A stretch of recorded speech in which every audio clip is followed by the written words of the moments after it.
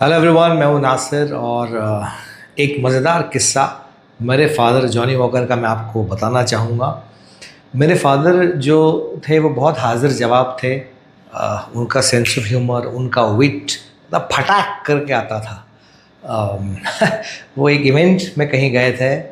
बहुत सारे किस्से हैं, मैं I will keep sharing with you. वो कहीं एक इवेंट में गए थे एंड बाज़ दफ़ा जब कोई सेलिब्रिटी इवेंट में जाता है तो ऑडियंस के साथ इंटरेक्शन होता है, ख़ास करके जब वो कोई कॉमेडियन होता है तो ऑडियंस भी उनके साथ बहुत कॉमेडी करती है, बहुत नोक झोंक होती है, तालमेल होती है। एक इवेंट में वो गए थे तो वहाँ पर किसी ने उनसे एक सवाल पूछा था कि जॉनी साहब, सुना है कि जब आप गाना गाते हैं तो गधे जमा हो जाते हैं। कमाल कमाल का सवाल है।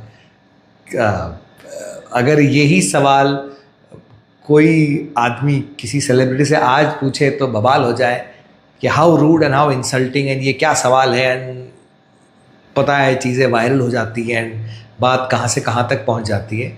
बट सवाल ये था कि सुना है कि जब आप गाना गाते हैं तो गधे जमा हो जाते हैं।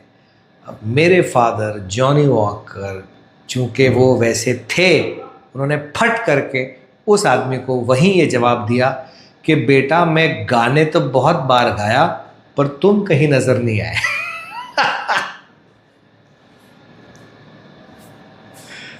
वो चुप हो गया। उसने कुछ नहीं पूछा।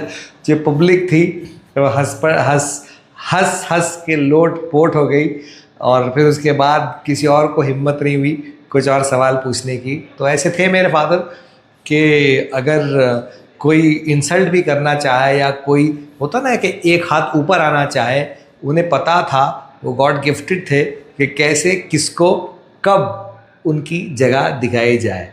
तो अगर आपसे कोई पूछे कि सुना है आप जब गाना गाते हैं तो गधे जमा हो जाते, तो डैडी का जवाब याद रखना, बुरा मत मानना, उनका जवाब याद रखना कि बेटा, मैं गाने तो कई बार गाया पर तुम कहीं नज़र नहीं आए।